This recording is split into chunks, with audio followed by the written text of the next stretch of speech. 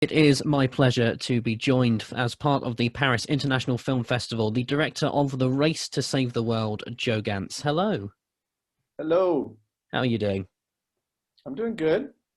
That's wonderful. So we're here to talk about your film, The Race to Save the World, and I guess let's just jump straight in. One of the things that sort of struck me about the film is you're looking at people who are helping to progress a reversing climate change, I guess, or to sort of stop it and go towards more eco-friendly ways of living. And you have this diverse age range. You sort of have from teenagers up to people in their 70s. Was this something important that you were looking to get? Well, yes. I mean, the only way we can turn this around is by getting absolutely everybody involved. Hmm. The situation is, dire. And if we don't stop this, be unstoppable, unable to be stopped, and the consequences for future generations is going to be tragic. So, yeah, it was important for me to get people of different age groups, different backgrounds, um, just a diverse group of people who are in the trenches doing anything and everything they can to try to turn this around. Hmm. How long in the making then was this film? How many years did you sort of spend? 5 years, five Mhm. long years. That's quite a long time. So were you waiting for the right time just to finish it? Were you waiting for everything to sort of wrap up? No, I was never waiting. I was working on this film the whole time. Hmm. Things did change as I was making this film. In the beginning, I was looking at anyone who was kind of working to fight climate change, including journalists, including scientists, including maybe professors. Hmm. But then as time went on, I wanted to focus on people who who were really kind of risking their life and their finances and their future to fight climate change. Some of the scientists, if their inventions worked, they'd make a lot of money. Some of the professors, had you know a part in this movement, but they had jobs where they were making a very good living. I wanted people who were really working against odds, that they were totally committed, and it was undermining maybe their relationships, their family, and whatever, but they just felt compelled, no matter what the barriers, to do everything they can to put it on the line to fight climate change. Hmm. So how did you find all these people? Was it looking through various news pieces, or was there a bit more research?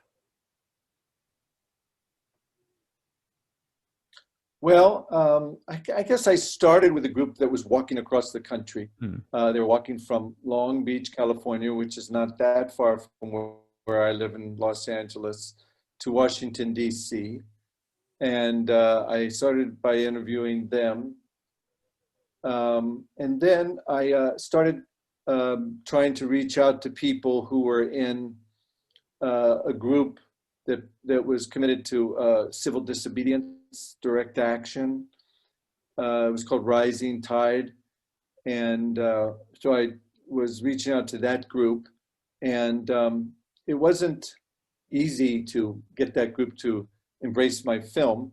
Hmm. At first, I started in one city, and I went up there a couple of times, met with the group. They said they were going to work with me, and they didn't. Yeah. And then I went to Seattle and reached out to the group there, um, and that worked out. And I worked with a number of people who I met through that group and through others who were in that group. Hmm. But it was not easy because uh, the people who I'm working with in the film, they were all very open to working with me, but these were sometimes big demonstrations, large groups of Hmm. people, and the idea was that everybody had to agree to have me be there and be filming Hmm. for these protests and whatnot. And I'm somewhat older than many of the people in the protests. I'm coming from Los Angeles, which was suspect to some of the people. I had a professional crew which seemed a little bit like, who are these people, and can we trust them? Yeah. And so it was difficult to make it happen, and and I had to film, for many years to capture all um, these these events and the way they played out. There's an event, then there's a trial. The trial lasts for a long time, and it's not, it might be starting 6 or 9 months or even a year after the event. So it stretched out for a while. Mm. So what sort of things did you say to these people then when you were trying to pitch it, when you were trying to say, I'm trying to make this film, this is how it's going to go? What did you what was the elevator pitch almost? There wasn't an elevator pitch. Mm. We weren't in an elevator. We were both, committed to this issue and realized that there was an existential crisis, and that, people had to do what they can. Everybody had to do what they can. And I had, 30 years of making documentaries, including documentaries that, had been, I'd won the Emmy Award for Best Documentary and been nominated 4 times. And I'd done a number of things that most people in the United States had heard about. Mm. And the ironic thing is that, when these people are doing these events, these protests and these things involving direct action and civil disobedience, they want the press to cover it, because if you do something and nobody sees it or hears about it, it's almost like it didn't exist, right? So they want press, but yet here I am with my crew and whatnot, and it's like, can we trust this person? But I understood that, because in the United States, if you do direct action and civil disobedience, let's say you chain yourself to a fence or a door and you say you're not leaving, that's a misdemeanor. If you conspire with one or more people to do that, it's a felony, punishable by up to 1 year in jail. So there was a reason to be skeptical, because if I show how people are conspiring together, and there's never a protest where 1,000 people show up coincidentally at the same time without conspiring to show up at the same time. I was filming to not show the planning part, to show the event itself, and to not film the planning part. And so, we had discussions, and people got to know me, and I got to know them, and I think I have a great group of people in this film, and it was great working with them. So you say that you filmed at a number of protests. So when you were at these, or just generally anywhere, including one of your subjects sort of sits on a tripod above a railway track, was there any risk on your part of arrest or a sense of danger while you were making this? There might have been a risk. In theory, the press is allowed to film things. But in reality, there's been, all kinds of Black Lives Matter protests where the people filming in our insurrection at the Capitol. The president has turned people against the media. I don't consider myself American film, but saying that in theory, I should be able to film things without fear of arrest, but there probably was some danger of that. One of the things that I'm interested in is when you're filming certain things, so there's sort of one push where a group of people in a kayak sort of try to stop a big oil rig from moving or sort of getting out of the port. When you're filming something like that and there's a big rush and police are coming in and tackling people out of their kayaks, how do you think of where to put the camera or sort of what to do? Is it a big rush, or is there some way you've been able to plan it beforehand? Well, it was hard to plan things sufficiently beforehand, because Many of the events were, they try to keep it secret until the time it happens, so that the police won't stop them or undermine them. And with that event, I was in touch with people, but I didn't learn about that happening until like 3:30 in the morning. And the boats, the kayaks, were getting out on the water to try to stop the Shell oil rig from getting from the port of Seattle, where it was being fixed, to the Arctic, where it could, drill. So that the kayaks got on the water about 4:30. So we woke up, we got there. I had arranged to rent a boat to film from, but I also arranged to try to use some, but they were, the person who had the boat that we were filming on was afraid that if we got too close, we would get arrested. So yeah, there's all kinds of barriers that I didn't have in previous films that I had to figure out. This was a very different film from all my other films. When you just wanted to get a particular shot for the climate march, did you sort of almost have to get people to stop a bit just so you could get a particular shot, or was it all in the moment? It was all in the moment. We tried to. They were walking. They were spending about 5 or 6 hours, or maybe 5 hours a day walking. And so we had these backpacks where your camera would come from something that you hold over your head. It came out of the backpack that would hold the camera in front of you, so you could walk and film. We tried that. I bought 2 of those rigs. They didn't work perfectly.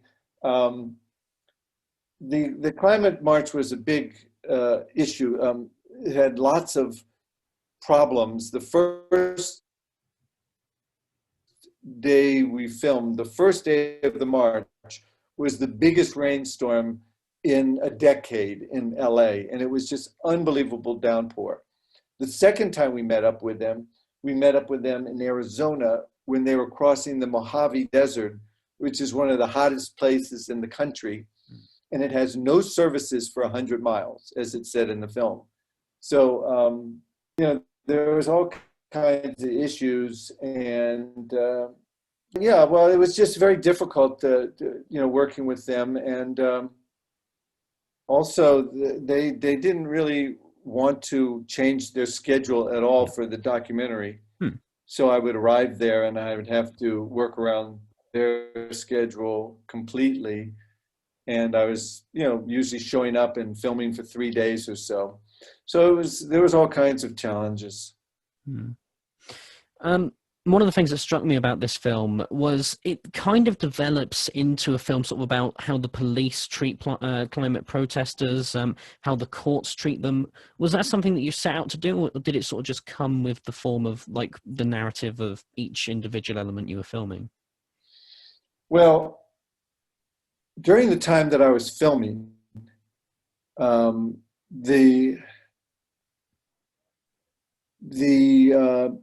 police, I feel, and the courts made it much harder to protest. There was climate protests that literally made laws where it was illegal to protest against fossil fuels. There was laws against wearing, there was any gas, sprayed at the protesters. There was all kinds of aggressive actions, and so that wasn't my point to show that. But the courts are somewhat different. The court cases for climate action, some of them are trying to point out that they're doing these protests because they feel they have no choice, and that their defense is that they have to do this to get the word out, and they had no choice because it's so dangerous. The courts have not allowed that. But I think that the court case that Abby was in with the tripod, that judge said he would be open to thinking about it. And I think he was very fair in his treatment of these protesters, and he complimented them, as you saw in the film. I want to move on to another point. When I was looking at the credits, particularly those for, I think, the music and the editing, was this sort of like a family involvement in this? Was this almost a family piece for you? Please forgive me if that's just something I've misinterpreted. Nope, you're absolutely right. My son, David, he edited the film. And my other son, Nathan, did the music. Yeah. So, and my wife did the website. So yes, it is a family affair. Also, I made two films at the same time, actually. One on stem cell research and regenerative medicine called Ending Disease. And medicine is fundamentally changing, and stem cell and regenerative medicine is the reason that it's changing. We were editing that film first, and I was diagnosed with bladder cancer. And at that point, I had said to my son that I would edit this film without him if he wanted to move on, because he's young and he has his own projects he wants to do. And but then I got diagnosed with bladder cancer, and that certainly, shakes up your world. And so he came and he took over the editing of Race to Save the World, and I think did an amazing job. It's a difficult film to edit with all that's going on, all the characters and all the events and the chaos and everything. I think he did a great job. And then my other son, Nathan, I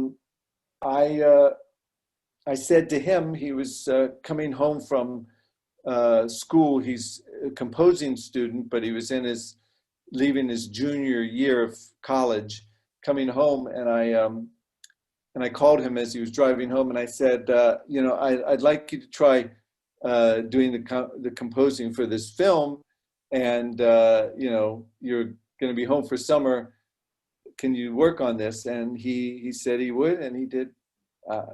I think a great job. So it was very much a family affair, and I think, I've done some very big projects over the years, worked a lot with HBO, with Showtime, but when you do a documentary film, I had to raise all the money through donations, tax-deductible donations.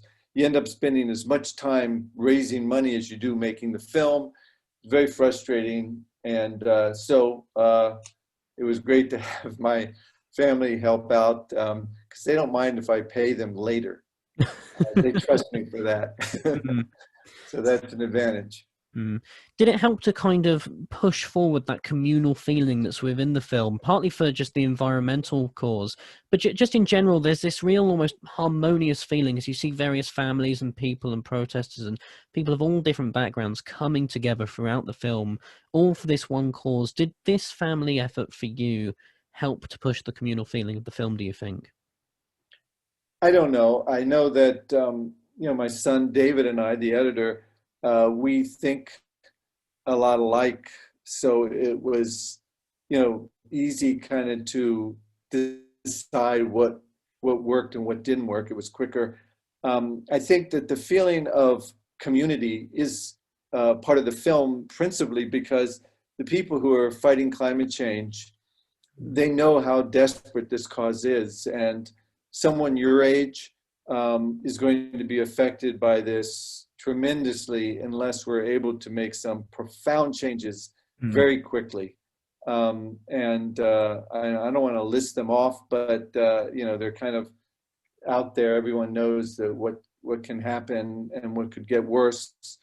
And so I think the people who are involved, Miriam, who's 72 in the film, she says that taking action is the antidote for depression. Either you look at what's awaiting and you feel like, oh my God, this is depressing, and how do we deal with this?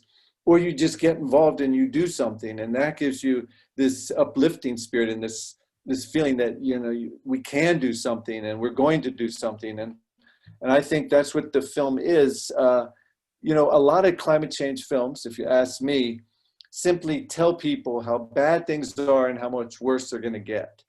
That is frigging depressing.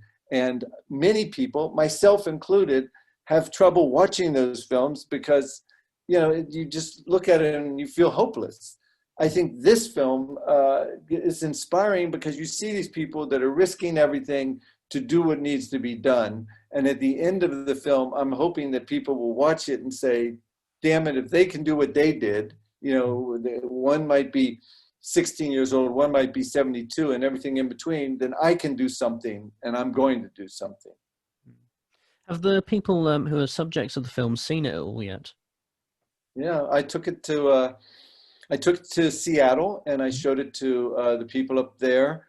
I arrived there. The first person I met with, COVID had just killed the first person in the city of Seattle, which was the place that the first person died in the United States, and that was the day I arrived. Mm-hmm. A lot has changed since then. I think 350,000 people have died in this country, but they all saw it. They all felt excited to have this come out.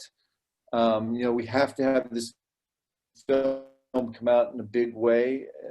I don't know how much experience you have with promoting documentaries, but it can either create a large, impact, or it can kind of disappear. So it's very important that we, get the word out about this film and get it seen by a lot of people and get people into the streets so they can make their voices heard and make change and, create a livable future. I just got one more question before I let you go. One of the quotes that really struck me from the film, it's from one of the subjects who goes through a court case, in fact, Michael, who said, "It felt like just for a moment I was standing on the right side of history, and that's a crazy good feeling." Was this something that you felt while making this film? Well, I do think that, I think there's no place in the world where there seems to be more disinformation, more people telling, more politicians and industry people telling people lies and convincing the people that that's true than the United States. It is odd and it is surreal that they can tell people that climate change doesn't exist, that's a hoax. I don't think people would believe that in France. I don't think that people would believe that in England. But they seem to believe it here. And not everybody, but a large group of people. And many influential people who have control of the government seem to believe it. They did the same thing with the frickin' COVID-19. They said, oh no, it's a hoax. And we don't need to wear masks. I don't even know what the rest of the world thinks when they look at the United States, but I'll tell you, I think that many of these people are, they're more than idiots, they're dangerous. And so anyone who gets involved in fighting climate change is going to be on the right side of history, but we have to make that history be positive, and it's not easy. And it's not going to happen unless people flood into the streets, unless they do everything they can. And there's a worldwide effort to turn this around. And there's very little time to do it in. And we need to be all in concert. So we want to be on the right side of history, but we want to make that history positive because right now it hangs in the balance. Do you see hope in the future, not just under the next presidency, which I know is the inauguration is very soon for you as we're speaking at the moment, but just in general around the world, in America, where you are, even in your own city, do you see hope for the coming years, months even? Yes, I am an optimist. Trump was a complete narcissist idiot, and Biden is someone who has people around him that are very focused on fighting climate change. He says it's going to be a huge priority. He has appointed a climate czar. I think that this film is going to come out right after he, a couple months after he's inaugurated. And I hope it creates some momentum for change. And I think that maybe the next, complete worldwide push is going to be to fight climate change, and it's not a moment too soon. Joe, it has been an absolute pleasure talking to you. Thank you very much for your time. Thank you for yours. Nice to meet you, Jamie. You too. The Race to Save the World is available as part of the Paris International Film Festival from the 4th to the 14th of February. Please do check it out. It is well worth your time.